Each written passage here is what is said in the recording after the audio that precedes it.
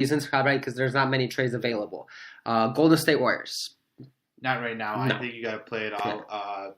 The fit with DeMarcus Cousins look decent. Obviously, one game, very small sample size, but I don't think there's anything to lose with what I mean. They have to play with house money. They have to play with what they have. If you're the Nuggets and this becomes available, do you do it? Millsap for Love? What if? I mean, just bases No, again. just defense. I don't like it either. I've heard this one thrown out a lot. And the funny thing is, I've heard a lot. Love for Millsap and a first round pick. I'm like, why? What? I wouldn't do it straight up. I wouldn't do it straight up either. Yeah. So I don't like this one. The Clippers. Should the Clippers make a move or should they try to hold out? Here this was something that I wanted to bring up to you actually. DeMar DeRozan for Danilo Gallinari. If you're the Clippers. If you're the Clippers, yeah, but the Spurs don't do that. I make an argument. Obviously, I know the Spurs are not going to make this deal. But if you look at any of the advanced stats, the Spurs are a better team with DeMar DeRozan not on the floor. Now, the reason why you do this is for the Spurs, you shed $7 million in salary or $6 million in salary. So if you can trade Patty Mills' contract, you kind of open up a max roster spot in this case. Do they? That would open them up. I would have to look into it. You'd have to renounce Gasol. Of course. I believe it does. And then, granted, you could always stretch the remaining guaranteed portion of Gasol's contract, which could open up another $4 million. Yeah, over $4 million actually. So I would have to look into it. It seems the way the math I did, it would be about $33 million for the Spurs. Now, are you taking into account empty roster spots? Because every episode, for example, if the Spurs have 8 players only under contract, which granted the Spurs actually have a lot of players under contract. But what happens is like if they only have 9, the rookies count towards that roster spot. Yeah, rookies count, but again, rookie salaries are pretty expensive. Yeah, they have 2 different. Not pretty expensive. Rookie salaries that depend. I mean, the Spurs one, if it's between 20 and 20, 20 and 30. Yeah, I mean, we don't know where the Spurs. 4 or 5 million. It could end up being combine the 2 of them. Well, yeah, but I'm just going based off what has happened. What's there now. Those 2 combined picks would probably be worth about $5 million, maybe a little less. My big question here was, if you're the Clippers, do you have that one star, and do you think? I do that, obviously. I take it. I mean, Gallinari's been playing great, but if you could get a DeRozan, you go grab DeRozan and see what you could do with him. My argument for the Spurs would be like I said before. The Spurs are a little bit better when you look at analytics when DeRozan's off the court. He doesn't stretch the floor. Obviously, he's really improved his playmaking, so I'm not going to down him there. But I watch a lot more Spurs games than I watch of anything else, obviously. And it's just some of the stuff that he sometimes does, the turnovers, the terrible shots he takes. Maybe not terrible for him because he's obviously made them sometimes, but some of the shots he takes, it's just like, what are you doing, dude? And I think an addition of Gallinari would actually help the Spurs stretch the floor a little bit more. They would give them kind of more of a pure basketball player, in my opinion, or at least a better fit in today's NBA. And again, you would shed some of that salary to. Again, I think that the Spurs are able to get a max free agent to come play with them this year? Probably not. I mean, besides LaMarcus Aldridge, they haven't been a huge free agent destination, at least for max players. There's obviously been older veterans who come to the Spurs who try to revitalize their career. But does Klay Thompson come to the Spurs? No, right? No, I mean, it'll probably have to be through trade. Marc Gasol might go there. That wouldn't be... But again, I don't want a 34 or 35-year-old big where I have to start LaMarcus Aldridge and Marc Gasol. You might have to settle for that. I think Gasol would be a fantastic fit there. I mean, like you said, it's San Antonio. You don't realistically see. It'll probably have to be done. Whatever improvements they made might have to be done through trades or done the Spurs way, where they sign. I mean, guys like Forbes, Bertans. These guys are players who are no names and just fit seamlessly with the Spurs. So the Spurs have a way of making things happen. Yeah, and I don't doubt that. But I was just thinking, and then the Clippers would still obviously, I believe, with this trade. They take on a little bit more salary. So it's $27 million. But I think they still can keep Tobias Harris's cap hold and still have a spot for a max player. Yes. Because like a lineup of Harrell, Harris, Kawhi, DeRozan, SGA, Lou Williams off the bench, that's pretty legit. Yeah. How funny would it be if DeRozan and Kawhi ended up on the Clippers together? That'd be funny. It'd be an interesting fit. It'd be an interesting. That's one reason why I was really thinking, because I do think if Kawhi's going anywhere, he's going to go to the Clippers, and both are LA guys, right? DeRozan's from LA as well, so it'd be interesting. And I think now again, I don't think Popovich can be persuaded by me to make this deal. Yeah. So another team I'm thinking here is the Thunder probably have to make a move. Now, their move would have to be much more minimum. I mean, trading the few names that I came up with for them that might be available.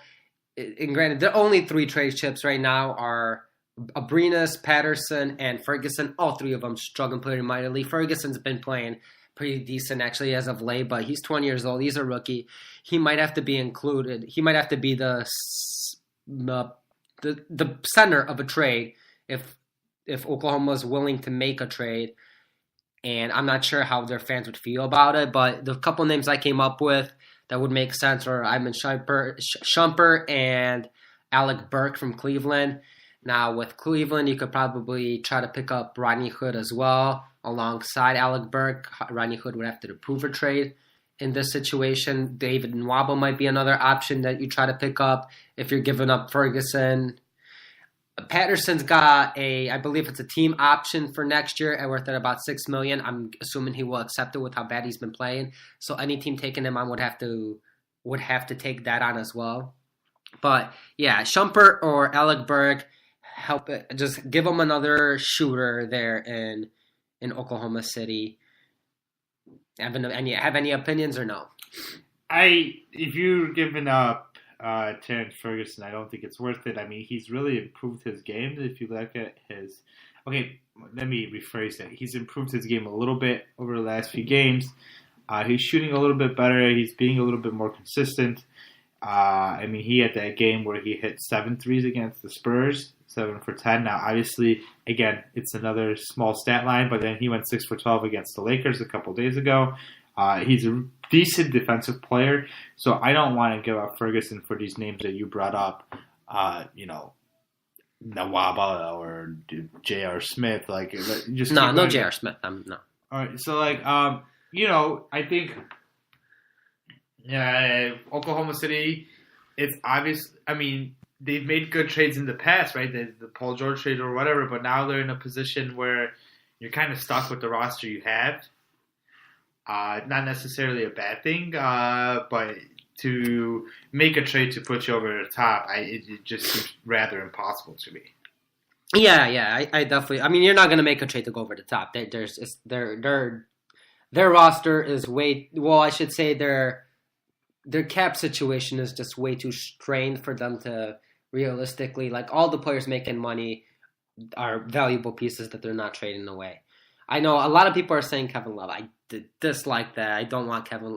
I don't want. I could care less because I'm not a Thunder fan. But I don't think Kevin Love would be a good fit there, specifically because you'd probably have to give up 2 or 3 rotational players. Yeah, I mean, one of the things you don't have is depth there, and you're not going to give up the top 3 players who are making the contract to even be able to take Kevin Love's contract on, right? Yeah, I mean, you could, but it just. Yeah, no.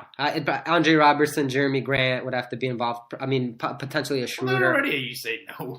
Yeah, exactly. Schroeder, Robertson, and Jeremy Grant. A combination of those 2 or 3 and probably a pick still. No, I'm saying no as well. Dallas Mavericks.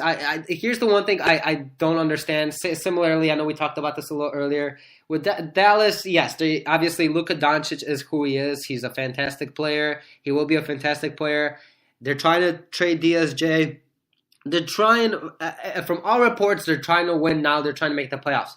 Give Doncic a year. Give Doncic 2 years. Why are they trying to? It's seemingly.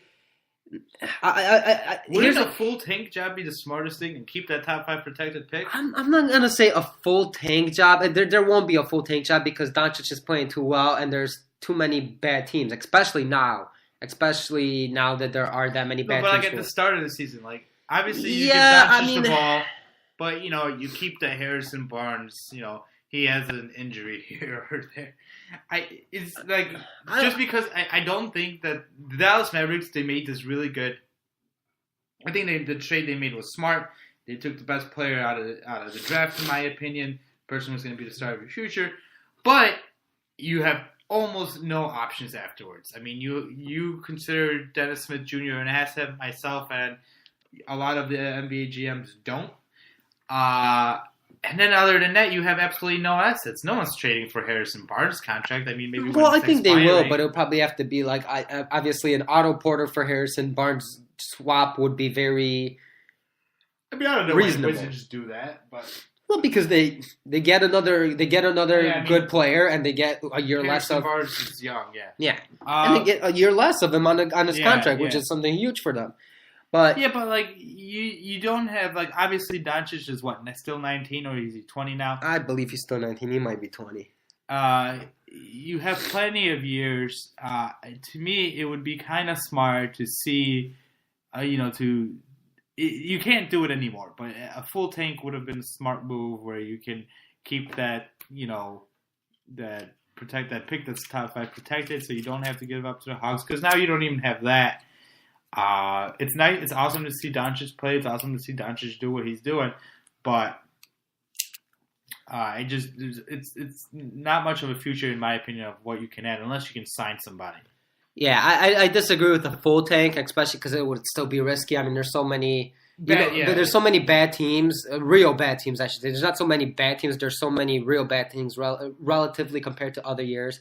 But yeah, I think I don't agree with a full tank, but give it time. If you trade DSJ, don't try to go for a win now move. Get another young player in return, even a Josh Jackson because he is young. Personally, I think you could probably get a TJ Warren. Get a TJ Warren who's still 25. I mean, Phoenix should, in my opinion, Phoenix should sell high on him. His stats, even though he's been good all year, his stats have been regressing every month since October in terms of at least the shooting stats. Now he's still shooting really well, but they're regressing. I think they're just coming down more to the type of player he will be. A great scorer, a solid defender. He'll be a very solid role player. I think he would fit really well in Dallas. I like that one. Regardless, give it time, Dallas. Give it time. Who cares if you make the playoffs as an 8 seed, which you probably won't, no matter who you pick up. But who cares if you make it as an 8 seed? And quick team, last team, I think, would be Sacramento. Should they trade for an Otto Porter or for example, a Vucevic? I think at this point, you give up. If you're going to trade for one of those players, obviously you give up a couple. If you trade for an Otto Porter, you give up a couple of your expiring contracts and either Zach Randolph, Costa Koufis, Ben McLemore, Iman Shumpert, and you probably have to throw in a Cauley Stein to Washington. Similarly with Orlando, you probably have to throw in a Cauley Stein and a little more. You don't have a first rounder this year. I don't think you're throwing any future first rounders, but a couple second rounders, maybe another young player, Justin Jackson. I mean, the Vucevic trade to me would make sense because Willie Cauley-Stein is also his expiring contract this year. Yeah, but you at least have him under team control. Yeah, but I think Vucevic in Sacramento, if they offered him a good contract, I think he'd be willing to stay. Right? Like you have De'Aaron Fox, you have a pretty good future there. You can probably entice Vucevic to stay, especially if there's not a lot of other suitors out there in the free agent market. I mean, the teams who have salary cap space who are willing to pay him. So I think that trade would make sense. I'm not a huge fan of Willie Cauley-Stein, and I know he's a huge fan of himself, so he might want more money than he actually deserves. And then, the Porter deal, yeah, maybe. I mean, it seems kind of like a win-now move for no apparent reason yet. Like, I don't think Sacramento's going to make the playoffs. I mean, they've been playing well, and it's fun to watch, but there's just better teams in the West. I think the Vucevic move would be more of a win-now move. You get Porter for 2 more years, and then you could, after the 2 years are up, you could resign him for a cheaper contract. I think Porter would be I would really like I think actually Porter, well, I'm not going to say that. I was going to say Porter might be a better fit there than Vucevic. That's not true. Vucevic is just more talented, and that's why he'd probably be a better fit there. because they could use a player like Vucevic. So, but I think both players would be real